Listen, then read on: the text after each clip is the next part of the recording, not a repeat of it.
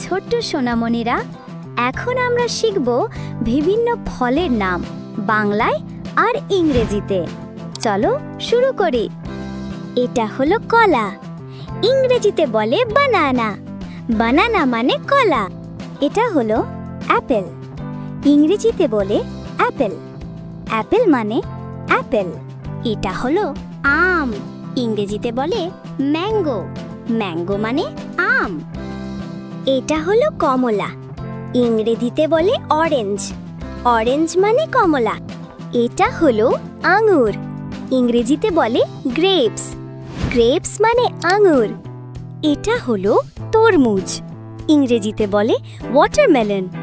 Watermelon মানে তরমুজ। এটা হলো আনারস, ইংরেজিতে বলে পাইনঅ্যাপল। পাইনঅ্যাপল মানে আনারস। এটা হলো লিচু, ইংরেজিতে বলে লাইচি। লাইচি মানে লিচু। এটা হলো পেয়ারা, ইংরেজিতে বলে গুয়াভা। গুয়াভা মানে পেয়ারা। এটা হলো কাঁঠাল, ইংরেজিতে বলে জ্যাকফ্রুট। জ্যাকফ্রুট মানে কাঁঠাল। এটা হলো ডাব, ইংরেজিতে বলে কোকোনাট। কোকোনাট মানে ডাব।